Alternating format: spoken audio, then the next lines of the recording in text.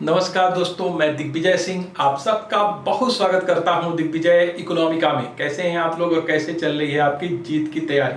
दोस्तों, आज के वीडियो में मैं बात करने वाला हूं एफडीआई और रिटेल सेक्टर की। ये वीडियो बहुत ही ज्यादा इंपॉर्टेंट है। इस वीडियो में हम सीखेंगे कि सिंगल ब्रांड एफडीआई क्या होती है, मल्टी ब्रांड एफडीआई क्या होती है, जब गवर्नमेंट मल्टी ब्रांड एफडीआई को परमिट करती है तो किस तरीके का विरोध सामने आता है और इस विरोध का कारण क्या है। फिर अगर मल्टी ब्रांड रिटेल में एफडीआई आता है तो इसके क्या क्या प्रॉफिट्स हो सकते हैं। तो ये वीडियो बहुत ही ज्यादा इंपॉर्टेंट, पूरे वीडियो को बिल्कुल लास्ट तक देखिए। दिग्विजय इकोनॉमिका को अगर आपने सब्सक्राइब नहीं किया है तो दिग्विजय इकोनॉमिका को सब्सक्राइब करिए ताकि इकोनॉमिक रिलेटेड सबसे ऑथेंटिक वीडियो और मटेरियल आपको मिल सके। इकोनॉमिक्स का मतलब दिग्विजय इकोनॉमिका। इसके पहले हमने 2 लेक्चर लिए हैं एफडीआई के ऊपर, जिसमें मैंने बताया कि एफडीआई क्या है, उसके क्या बेनिफिट हैं, क्या कास्ट है, उसके कौन कौन से टाइप्स हैं, एफडीआई रूट क्या है और ये पोर्टफोलियो इन्वेस्टमेंट से किस तरीके से डिफर है। आज उन कॉन्सेप्चुअल बातों पे न जाते हुए इस कॉन्सेप्ट को क्लियर करेंगे कि एफडीआई एंड रिटेल सेक्टर। देखो, रिटेल का मतलब क्या होता है। जब हम सीधा सीधा जाते हैं और किसी दुकानदार से चीजों को खरीदते हैं तो इसको हम कहते हैं खुदरा क्षेत्र, खुदरा बिक्री, खुदरा मार्केट। आप जानते हैं इंडिया की जो रिटेल मार्केट है रेस्ट ऑफ द वर्ल्ड की बड़ी तेजी से ग्रो करने वाली एक इकोनॉमी में से गिनी जाती है और वर्ल्ड की 5 लार्जेस्ट रिटेल मार्केट है, क्योंकि यहाँ की पॉपुलेशन बहुत ज्यादा है और पॉपुलेशन की परचेजिंग पावर ज्यादा है, डिमांडिंग लोग हैं। तो यहाँ की रिटेल जो है दुनिया की एक बड़े देशों में इसकी काउंट होती है और मैंने कहा कि विश्व के 5वां बड़ा रिटेल देश है, इकोनॉमी है भारत की।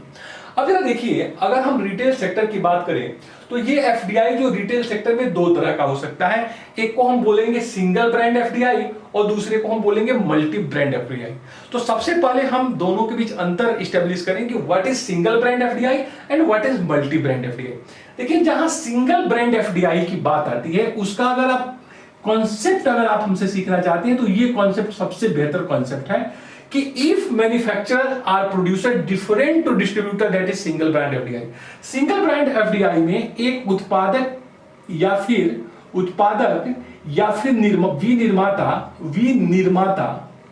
विनिर्माता वितरक से अलग होता है।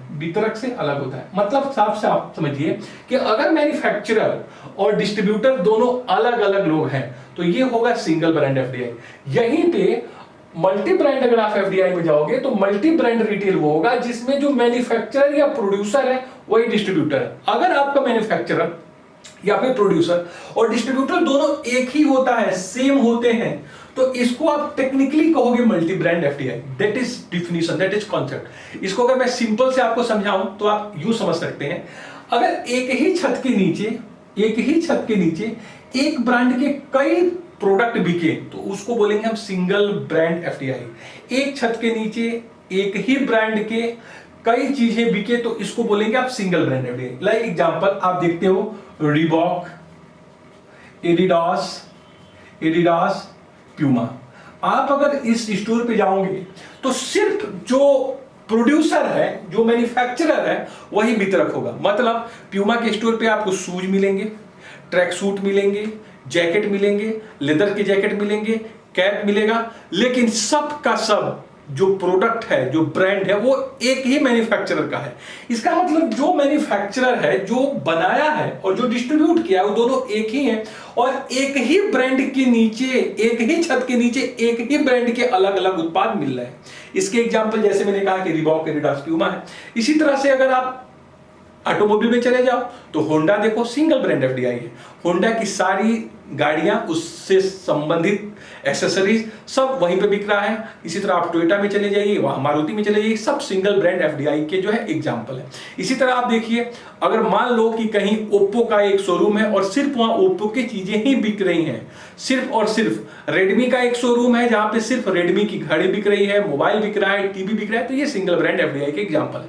तो दोस्तों, जब जो प्रोड्यूसर या मैन्युफैक्चरर है वही वितरक है और एक छत के नीचे एक ही ब्रांड के कई उत्पाद बिक रहे हों तो इसको आप बोलोगे सिंगल ब्रांड एफडीआई। और इसका एग्जांपल आप बड़े आसानी से अपने शहरों में, अपने एरिया में देख सकते हो।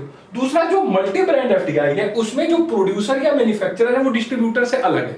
मतलब प्रोड्यूस कोई कर रहा है, मैन्युफैक्चर कोई कर रहा है और जो वितरण है वो कोई दूसरा ही कर रहा है। तो इसको हम बोलेंगे दोस्तों multi brand retail. Like example आपने वॉलमार्ट देखा होगा अपने शहरों में। वॉलमार्ट में अगर आप जाओगे तो देखोगे डिफरेंट प्रोडक्ट डिफरेंट ब्रांड के मिलेंगे।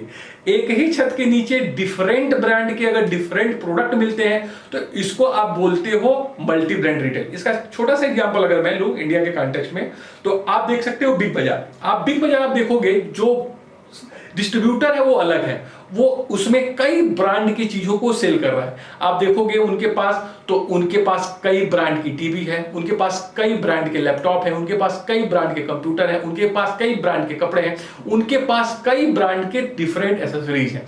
तो क्या हुआ, एक छत के नीचे अगर कई ब्रांड के अलग अलग उत्पाद सेल किए जाए तो इसको आप कहिएगा मल्टी ब्रांड रिटेल। लेकिन टेक्निकली क्या है कि अगर मैन्युफैक्चरर और प्रोड्यूसर डिस्ट्रीब्यूटर से अलग हो तो that is the simple, that is technically definition of the multi brand FDI.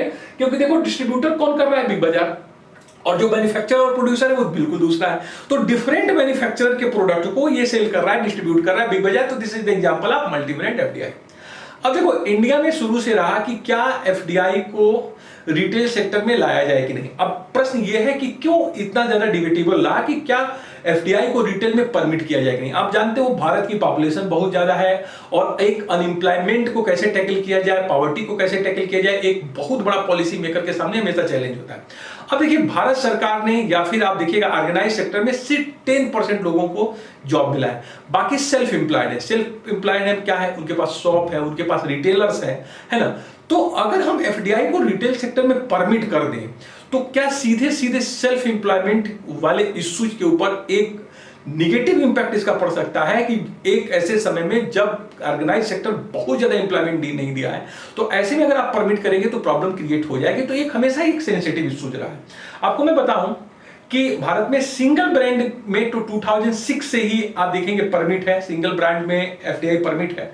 लेकिन 2011 में आपको बताऊं सिंगल ब्रांड में 100% एफडीआई परमिट किया था मनमोहन सिंह गवर्नमेंट ने, यूपीए की गवर्नमेंट थी, और 2011 में 100% सिंगल ब्रांड एफडीआई को परमिट किया गया। और 2012 में आपको बताऊं 2012 में क्या हुआ, इन्होंने पहले बार 2012 में पहले बार जो मल्टी ब्रांड रिटेल है उसमें 51% एफडीआई को परमिट किया। और ये जो परमिशन था वो था गवर्नमेंट अप्रूवल रूट के माध्यम से। मतलब जो मल्टी ब्रांड एफडीआई है, जो मल्टी ब्रांड मतलब ये है कि अगर वहां से वॉलमार्ट आना चाहे, कारफूर आना चाहे, मेट्रो आना चाहे तो वो आ सकते हैं और यहां पे बिजनेस कर सकते हैं 51% के साथ। लेकिन ये गवर्नमेंट अप्रूवल रूट के माध्यम से होगा, ऑटोमेटिक रूट से नहीं होगा। मतलब वो सिर्फ इंटीमेट देके नहीं आ सकते हैं, उनको बाकायदे भारत सरकार से परमिशन लेना पड़ेगा या फिर जो है डीआईपीपी से उनको परमिशन लेना पड़ेगा, जिसके विषय में मैं चर्चा कर चुका हूं। आप देखना हो तो पिछला वीडियो देख लीजिए जिसमें हमने एफडीआई रूट के ऊपर बात की थी। इसका मतलब है पहले गवर्नमेंट जो है काफी एनालिसिस करेगी, संस्थाएं एनालिसिस करेगी, फिर आपको परमिट करेंगी कि क्या आप मल्टी ब्रांड रिटेल में आ सकते हो कि नहीं।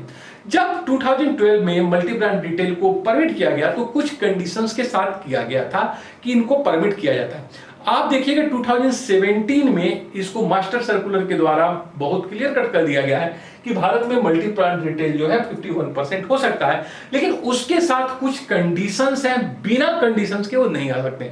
आप देख सकते हो कि यहाँ पे मेट्रो, यहाँ पे देख सकते हो आपको वॉलमार्ट दिखाई देता है, लेकिन उसकी भागीदारी सिर्फ मैक्सिमम 51% ही हो सकती है, लेकिन वो कुछ कंडीशंस को फॉलो करेंगे तभी वो भारत में बिजनेस कर सकते हैं, व्यवसाय कर सकते हैं। तो पहले दोस्तों मैं इस कॉन्सेप्चुअल टॉक को कर लूं कि क्या इसकी लिमिटेशंस है, उसके बाद मैं इसके बेनिफिट और कॉस्ट पे आ जाऊंगा। तो जो शर्त है, किन शर्तों के साथ भारत में परमिट किया गया है, उन आइए कंडीशंस को देख लें कि किस कंडीशंस के साथ भारत में मल्टी ब्रांड रिटेल को परमिट किया गया था। उस कंडीशंस को सबसे पहले हम सीखते हैं कि किन किन कंडीशंस के साथ भारत में मल्टी ब्रांड जो है रिटेलिंग हो सकती है। तो आइए हम उन कंडीशंस की बात कर लेते हैं, उन कंडीशंस की बात करते हैं। तो कंडीशंस क्या है, शर्तें क्या है। मल्टी ब्रांड एफडीआई आप में आ सकता है, लेकिन मैंने कहा कि कुछ शर्तों के साथ आ सकता है। पहला शर्त यह है कि जो एफडीआई की आपके पास इनफ्लो होगा वो कम से कम एट लिस्ट $100 मिलियन हो, $100 मिलियन। मतलब अगर कोई एफडीआई हमारे वहां मल्टी ब्रांड रिटेल में आना चाहता है तो कम से कम एक बार में एक किस्त कम से कम $100 मिलियन हो। मतलब यह है कि अगर कोई रिटेल सेक्टर में आए तो कोई भी छोटी मल्टी नेशनल कंपनी यहां पे ना है, बड़ी कंपनियां जो कम से कम $100 मिलियन एक बार में इन्वेस्टमेंट यहां कर सकती है वही है। तो पहला कंडीशन है कि एटलीस्ट जो है क्या होगा, $100 मिलियन का आपका जो है क्या होना चाहिए, इनफ्लो होना चाहिए। This is the first condition. Second देखिए, 50% इसका आपको 3 साल के भीतर 3 साल के भीतर आपको इंफ्रास्ट्रक्चर पे खर्च करना है। मतलब अगर आप 100 मिलियन एफडीआई लेके आए तो 3 साल के भीतर इसका 50% आप इंफ्रास्ट्रक्चर पे, कोल्ड चेन के ऊपर, इसके वायर हाउसिंग के ऊपर, इंफ्रास्ट्रक्चर डेवलपमेंट के ऊपर खर्च करना पड़ेगा। This is the second condition. इसका मतलब जो भी एफडीआई आएगा उसका 50% इनको इंफ्रास्ट्रक्चर डेवलप करना पड़ेगा। तीसरा, 30% जो रॉ मटेरियल है वो यहां के raw material medium small enterprise से परचेज करेंगे। मतलब जो 30% रॉ मटेरियल है कंपलसरी है कि वो यहीं से भारत के सूक्ष्म और लघु उद्योगों से खरीदेंगे, माइक्रो, मीडियम और स्मॉल इंटरप्राइज से परचेज करेंगे। भारत में आने वाली जो रिटेल सेक्टर में एफडीआई है वो उसी सिटी में आ सकती है जो कि मेट्रोपॉलिटन सिटी है। अब आपको मैं बताऊं, मेट्रोपॉलिटन सिटी वो होती है जिसकी पॉपुलेशन 10 लाख एंड एबव होती है। मतलब जहां तक सवाल है उस सिटी की पॉपुलेशन पे आपको ध्यान देना पड़ेगा, जनसंख्या पे। अगर उस शहर की जनसंख्या 10 लाख से ज्यादा है तो ही वो यहां पे आ सकती है। इसका मतलब अगर आप ये सोच रहे हैं कि किसी भी शहर में आ सकती है तो मल्टी ब्रांड एफडीआई किसी भी शहर में परमिट नहीं है। एटलीस्ट उसकी पॉपुलेशन कितनी होनी चाहिए, 10 लाख से अबव। मैं आपको बता दूं कि 2011 के सेंसस के अकॉर्डिंग, जिसका डेटा हमारे पास है, यहां पे 53 ऐसी सिटी हैं इंडिया में जो कि मेट्रोपॉलिटन सिटी हैं। मतलब सिर्फ 53 सिटी में ही कारफूर खुल सकता है, मेट्रो खुल सकता है, या फिर जो है वॉलमार्ट खुल सकता है। ऐसा नहीं कि किसी भी छोटे जाके जिले में, किसी भी छोटे सिटी में जाके खुल जाएगा, ऐसा नहीं है। अगर वो मेट्रोपॉलिटन सिटी है, जो कि मैंने कहा कि संख्या में सिर्फ 53, अगर आप 2001 के सेंसस देख लें तो 2001 के सेंसस में सिर्फ 35 सिटी थी जो मेट्रोपॉलिटन थी, जिसकी पॉपुलेशन 10 लाख से ज्यादा थी। लेकिन अब देखिए 53 ऐसी सिटी हैं जिनकी पॉपुलेशन 10 लाख से ज्यादा है। तो सिर्फ ये भारत के 53 शहर में ही आ सकते हैं। सिर्फ इसके बाद इसका 5वां कंडीशन बहुत ही इंपॉर्टेंट था कि अगर जो स्टेट गवर्नमेंट है वो एक्चुअल जो है डिसीजन लेगी कि कोई जो है एफडीआई मल्टी ब्रांड में हमारे वहां आए कि नहीं, ये सेंट्रल के द्वारा डिसीजन नहीं होगा। बहुत ध्यान से सुनिए। अल्टीमेट जैसे मान लो कि हरियाणा में एफडीआई आना है तो वो मल्टी ब्रांड एफडीआई गवर्नमेंट जो है हरियाणा की अप्रूव करेगी, सेंट्रल गवर्नमेंट अप्रूव नहीं करेगी। मान लो यूपी में आना है तो यहां पे योगी आदित्यनाथ जी की जो गवर्नमेंट है वो अप्रूव करेगी। अब मोदी जी डायरेक्ट आपके ऊपर फोर्स नहीं कर सकते हैं कि आप इसको ले लीजिए। तो ultimate authority will be state government. तो देखो यहां पे साफ साफ क्लियर किया गया कि अगर मल्टी ब्रांड में अगर एफडीआई आएगा तो सर्टेन कंडीशंस है, सर्टेन नॉर्म्स हैं जो आपको मानना पड़ेगा। 100 मिलियन से कम जो है किस्त नहीं आ सकती है आपकी। इसका मतलब बड़े बड़े जो है मल्टीनेशनल यहां पे आएंगे। 30% आपको यहीं से रॉ मटेरियल परचेज करना पड़ेगा। जो छोटे उद्योग है, लघु उद्योग है, स्मॉल इंटरप्राइजेस है, मीडियम इंटरप्राइज है, उनसे परचेज करना पड़ेगा। 50% आपको इंफ्रास्ट्रक्चर के ऊपर खर्च करना पड़ेगा। और साथ ही साथ ऐसे शहरों में आप आ सकते हैं जिसकी पॉपुलेशन 10 लाख एंड अबव है। और अल्टीमेट जो स्टेट मशीनरी है, स्टेट गवर्नमेंट है, वो आपको जो है थराइज है कि आपको वहां आने दे या फिर बैन कर दे। इसका मतलब अगर दिल्ली की गवर्नमेंट चाहती है हमारे वहां नहीं आए तो बैन कर सकती है। इसमें सेंट्रल स्पॉन्सर्ड नहीं है, सेंट्रल आपको जो है बातें नहीं कर सकती है। अब देखिए ये तो आप समझ गए कि भारत में जो है मल्टी ब्रांड एफडीआई में 51% अप्रूव हो चुका है। 2017 में आप देख सकते हैं इसके ऊपर जो हमारे पास सर्कुलर है। और साथ ही साथ कंडीशंस के साथ गवर्नमेंट अप्रूवल रूट से ही आएगा, ऑटोमेटिक रूट से नहीं आएगा। देखिए हमेशा ही मैं देखता हूं ये प्रश्न कई बार यूपीएससी में, मेंस में पूछा गया है, इंटरव्यू में भी इसमें चर्चा होती है। आखिर में इसके पॉजिटिव चीजें क्या है, इससे बेनिफिट क्या है और इससे लॉस क्या है, आइए उस पर हम चर्चा करें कि अगर आप मल्टी ब्रांड एफडीआई में चाहते हैं कि आए मल्टी ब्रांड मल्टीनेशनल कंपनियां आए आपके वहां, तो इससे बेनिफिट क्या है? तो सबसे पहले आइए हम बेनिफिट दिखा दें कि इससे फायदा क्या हो सकता है कि अगर मल्टी ब्रांड में हम एफडीआई को परमिट कर सकते हैं तो सबसे बड़ा फायदा, देखिए सबसे बड़ा फायदा होगा कंज्यूमर को, क्योंकि कंज्यूमर के प्रेफरेंसेज चॉइसेज ये इनलार्ज होगा। देखिए अगर किसी इकोनॉमी में कंज्यूमर के चॉइसेज, प्रेफरेंसेज, उनके प्रोडक्ट को सेलेक्ट करने की जो चुनाव है वो इनलार्ज होता है, तो ये बहुत बड़ी बात होती है। अमर सेन कहते हैं वो इकोनॉमी बेहतर होती है जहां कंज्यूमर को ज्यादा चॉइसेस मिले, ज्यादा अधिमान जिने, ज्यादा वरीयता मिले। तो एक बेहतर सिचुएशन है कि आपके वहां जो प्रेफरेंसेस, चॉइसेस है वो कंज्यूमर की इनलार्ज हो रही है। और सबसे बड़ी बात क्या है? हाई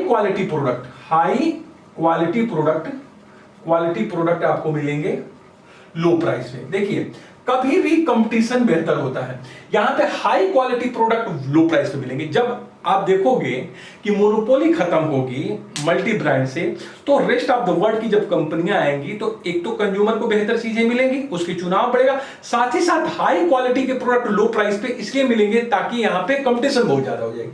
नेक्स्ट आप आइए, नेक्स्ट इससे क्या बेनिफिट है? Employment generation. अगर रेस्ट ऑफ द वर्ल्ड की कंपनियां अगर आती हैं तो नो डाउट वो अपने वहां से लेबर फोर्स लेके नहीं आएंगी, इंडिया के लोगों को रोजगार देंगी। तो एक बहुत बड़ा देखिएगा क्वालिटेटिव एम्प्लॉयमेंट आप कह सकते हैं इसको, सिर्फ एम्प्लॉयमेंट नहीं, क्वालिटेटिव एम्प्लॉयमेंट। अगर आप देखेंगे मल्टीनेशनल कंपनियों का वर्किंग कल्चर, उनका एटमॉस्फियर, काम करने का तरीका, तो उनका इंफ्रास्ट्रक्चर बेहतर क्वालिटी का होता है। तो एक तो सिर्फ एम्प्लॉयमेंट नहीं देती हैं, आपको बेहतर एम्प्लॉयमेंट देती हैं, तो ये एक बहुत बड़ा बेनिफिट आपको मिलेगा।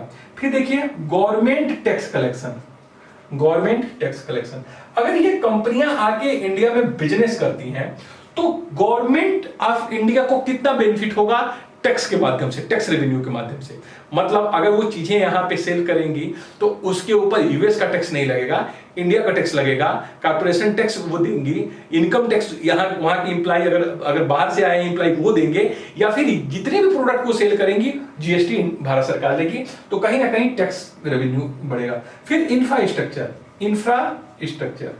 इंफ्रास्ट्रक्चर बड़े पैमाने पे इंफ्रास्ट्रक्चर डेवलप करेंगे, क्योंकि आपने देखा कि कंडीशंस था कि बिना कंडीशंस के परमिट नहीं करेंगे, तो 50% आपको इंफ्रास्ट्रक्चर के ऊपर खर्च करेंगे।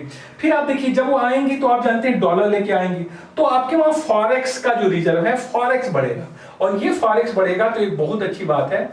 फॉरेक्स बढ़ेगा, इससे जो है आपके पास विदेशी मुद्रा भंडार बढ़ता जाएगा और आपके पास अधिक मात्रा में फॉरेक्स होगा, जिससे फॉरेक्स गैप फुलफिल होगा। जो फॉरेक्स का गैप है वो एक बड़ी चैलेंजिंग इशू है, वो फुलफिल होगा। सातवां इशू ये है सेविंग इन्वेस्टमेंट गैप फुलफिल होगा। सेविंग इन्वेस्टमेंट गैप, ये जरूर ध्यान से देखिए, ये बहुत बड़ा तर्क दिया जाता है कि भारत जैसी इकोनॉमी में जहां पे सेविंग लगातार आप देखिएगा बहुत लगातार कंटिन्यूअस भारत में डिक्लाइन किया है। अगर आप पिछले 15 साल में देखेंगे तो सेविंग जो है भारत सरकार का, अगर आप देखेंगे डेटा उठा के, तो जहां 35% था वो घटते घटते जो है 20%, 22% पे आ गया। तो ये जो लगातार कंटिन्यूअस डिक्लाइन है सेविंग रेशियो में, तो सेविंग इन्वेस्टमेंट के जो गैप है उसको फुलफिल करना बहुत इंपॉर्टेंट है। तो कहीं ना कहीं आप देखेंगे जो एफडीआई होता है वो सेविंग इन्वेस्टमेंट गैप को फुलफिल करता है। तो भारत का जो सेविंग इन्वेस्टमेंट गैप है उससे फुलफिल किया जा सकता है। किसी भी इकोनॉमी को ग्रोथ करने के लिए इंपॉर्टेंट है कि सेविंग इन्वेस्टमेंट गैप फुलफिल किया जाए, इन्वेस्टमेंट ज्यादा हो, और इन्वेस्टमेंट तब ज्यादा हो सकता है जब विदेशी कंपनियां यहां पे आके इन्वेस्टमेंट करें। तो एक बहुत बड़ा आपके सामने जो है बेहतर चीज है। तो ये देखिए पॉजिटिव चीजें हैं कि कंज्यूमर का प्रेफरेंस है, चॉइसेस बढ़ता है, हाई क्वालिटी के प्रोडक्ट लो प्राइस पे मिल जाते हैं, क्वालिटेटिव एम्प्लॉयमेंट जनरेट होता है, गवर्नमेंट का टैक्स रेवेन्यू जनरेट होता है, आपके वहां इंफ्रास्ट्रक्चर डेवलपमेंट होता है, आपके वहां विदेशी मुद्रा भंडार फॉरेक्स बढ़ने लगता है, साथ ही साथ सेविंग इन्वेस्टमेंट गैप इन्वेस्टमेंट करती है, ज्यादा आपकी इकोनॉमी को लाभ पहुंचाते हैं। लेकिन क्या इससे कुछ घाटा है क्या? आइए उस पे अब कास्ट पे बात कर लें। अभी तो हम लोग बेनिफिट की बात कर रहे थे, अब आइए हम लोग कुछ कास्ट पे बात कर सकते हैं कि क्या अगर मल्टी ब्रांड रिटेल में अगर हमने एफडीआई को परमिट किया है तो क्या इससे कुछ नुकसान है क्या? कास्ट मतलब क्या इससे घाटा है क्या? देखिए नो डाउट, देखिए ये बहुत एक सेंसिटिव इशू है। आप जब कहते हो कि हमारे वहां के जो कंज्यूमर हैं वो हाई डिमांडिंग है, सेंसिटिव है, तो जब मल्टीनेशनल कंपनियां आती हैं तो कुछ इस तरीके की पॉलिसीज अडॉप्ट करती हैं जिससे कि आपके कंज्यूमर को वो आकर्षित कर सके, अट्रैक्ट कर सके। अब जरा सोचो कि रिटेल सेक्टर में अगर बड़ी बड़ी इंटरनेशनल कंपनियां आपके वहां आ जाती हैं तो आपकी जो एक कल्चर है कि हम बगल वाले दुकानदार से सामान ले लेंगे, तो कितनी अगल बगल आपकी दुकानें हैं, रिटेल दुकानें हैं, लेकिन अगर मान लो आके आपको आकर्षित करती हैं, कम पैसे में ज्यादा अच्छे सामान देती हैं, तो कहीं ना कहीं एक जो एम्प्लॉयमेंट वाला इशूज है कि जो सेल्फ एम्प्लॉयमेंट है, देखिए ऑर्गेनाइज सेक्टर में सिर्फ 10% लोग लगे, अनऑर्गेनाइज सेक्टर में 90% लोग लगे, तो जो ये अनऑर्गेनाइज सेक्टर में उसको भी प्रभावित कर सकती है। जैसे आप जरा सोचिए, आपको बहुत क्वालिटी वाले प्रोडक्ट सस्ते मिले, तो आपको लगेगा कि चलो एक संडे निकालेंगे, हम जैसे बिग बाजार जाते हैं वैसे वॉलमार्ट जाएंगे, वैसे मेट्रो जाएंगे, वैसे कारफूर जाएंगे, तो कहीं ना कहीं प्रॉब्लम क्रिएट हो जाएगा। जो सेल्फ एम्प्लॉयमेंट में लोग लगे हैं उनके ऊपर एक बहुत बड़ा संकट गाया जाएगा। तो बहुत बड़ी जो इश्यूज है इसमें लाइवलीहुड का इश्यूज है, लोगों का लाइवलीहुड इससे डिस्टर्ब हो सकता है। कंपनियां आपको अट्रैक्ट करती हैं, अगर आप मैक्सिको के एग्जांपल देके चलेंगे तो वहां पे देखेंगे कि किस तरह मल्टीनेशनल कंपनियों ने पूरा देश की स्थिति खराब करके रख दिया। जब भी ये बड़ी कंपनियां जाती हैं तो उनके पास बहुत बड़ा कैपिटल है, तो वो शुरू में हान पे काम कर सकती हैं, लो प्राइस पे काम कर सकती हैं, आपके मार्केट के आपके जो प्रोड्यूसर है, मैन्युफैक्चरर है, उनको एक तरफ से खत्म कर सकती हैं, और एक बार मोनोपोली स्टेब्लिश की तो फिर प्राइस वार करके आप फिर वो आ जाएंगे आगे और फिर आपका शोषण कर सकती हैं। तो ये एक बहुत सेंसिटिव इशू है कि जो सेल्फ एम्प्लॉयमेंट है, छोटे छोटे दुकानदार हैं, है ना, रेडी वाले हैं, ठेलिया वाले, वहां तक ये जो है रिटेलिंग कर सकती हैं। और आप देखते हैं घर घर गांव गांव में आपको बिस्लेरी का पानी मिल जा रहा है, कोको कोला थम्स अप मिल जा रहा है, तो हर चीज वहां तक वो डिस्ट्रीब्यूट कर सकती है। उनके पास इतनी बड़ी सप्लाई चेन है, इतना बड़ा पैसा है। साथ ही साथ जब मल्टीनेशनल कंपनियां आती हैं ना, तो आप देखोगे कहीं ना कहीं गवर्नमेंट के पॉलिसीज को डिस्टॉर्ट करती हैं, कहीं ना कहीं गवर्नमेंट के पॉलिसीज के ऊपर एक फोर्स करती हैं, डिस्टॉर्ट करती हैं, और अपने अकॉर्डिंग इसको जो है वो जो है कर लेती हैं। आप जरा देखिए यूएस में ट्रम्प का जीत जाना, ये बहुत बड़ी बात है कि कहीं ना कहीं कॉर्पोरेट जो है गवर्नमेंट को कहीं ना कहीं प्रभावित करता है रेस्ट ऑफ द वर्ल्ड में। सिर्फ रेस्ट ऑफ द वर्ल्ड की मैं बात कर रहा हूं, कहीं भी, तो यहां पर भी ये चीजें देखने को मिल सकती हैं। तो यहां पे कुछ ऐसे प्रोडक्ट को सेल कर सकते हैं जो हाइजीनिक नहीं है।